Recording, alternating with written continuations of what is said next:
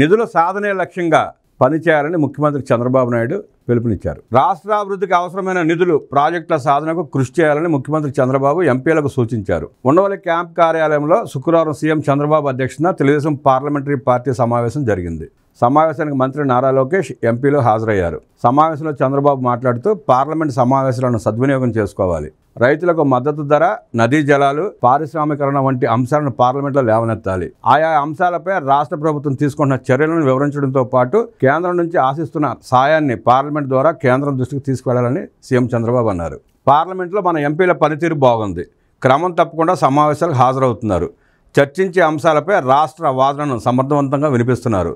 Parliament సభ్యుల హాజరులో దేశవ్యాప్తంగా సగటున 85% ఉండగా టీడీపీ సభ్యులది 86.2% హాజరుతో అగ్రస్థానంలో ఉందన్నారు. చర్చల్లో పాల్గొనడం, ప్రశ్నలు అడగటంలోనూ తెలుగుదేశం పార్టీ ఎంపీలు తొలి స్థానంలో ఉన్నారు. పార్లమెంట్లో రాష్ట్రానికి సంబంధించిన అంశాలను ప్రస్తావించడంతో పాటు ప్రధాని మోదీ చేస్తున్న మంచి పనులను కూడా సభలో ప్రస్తావించాలి. సరైన సమయంలో సరైన వ్యక్తి ప్రధానిగా ఉన్నారు.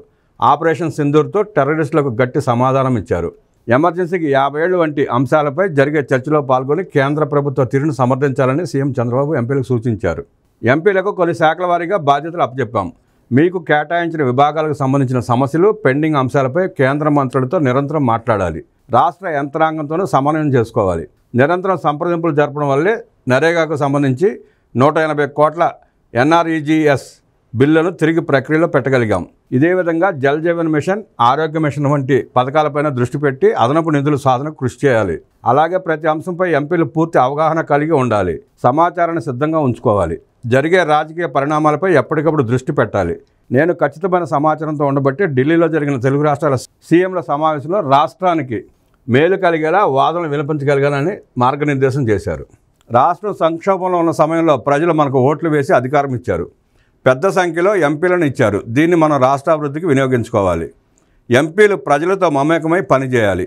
అనవసర విషయాల్లో ఎంపీలు ఎక్కడ జోక్యం చేసుకోవద్దు. వన్ టైం ఎంపీలుగా ఉండేలా ప్రవర్తించవద్దు. ప్రజలు పెట్టుకున్న ఆకాంక్షల మేరకు మీరు పనిచేయాలి. 2024లో కూటమి ప్రభుత్వం అధికారంలోకి వచ్చాక మన రాష్ట్రానికి ప్రధాని మోదీ 3 సార్లు రాష్ట్రానికి వచ్చారు. యోగాంధ్ర వంటి ప్రతిష్టాత్మక కార్యక్రమంలో పాల్గొన్నారు. వీటిని మనం విజయవంతం చేశాం. జాతీయ స్థాయిలో రాష్ట్ర ఇమేజ్ పెరిగింది. దీన్ని మనకు అనుకూలంగా మలుచుకోవాలి. మామిడి రైతులకు కేంద్రం నుంచి అందాల్సిన సాయం వచ్చేలా చూడాలి. పల్ప్ పరిశ్రమలకు GST తగ్గించే అంశంపైన సంప్రదింపులు జరపాలి. ఇటీవల ఏపీలో జరిగిన పరిణామాలను వివరించాలి. రాష్ట్రంలో జరుగుతున్న ప్రగతిని పార్లమెంటు దృష్టికి తీసుకెళ్లాలి. సమయానుకూలంగా వ్యవహరించి సభలో quantum valley, green hydrogen valley, జనాభా నిర్వహణ, P4 వంటి అంశాలను వివరించేందుకు ప్రాధాన్యత ఇవ్వాలి. ఇదే సమయంలో నేరపూరిత రాజకీయ అంశాల ప్రస్తావన వచ్చినప్పుడు రాష్ట్రంలో జరుగుతున్న పరిణామాలను వివరించాలని సీఎం చంద్రబాబు దిశానిర్దేశం చేశారు.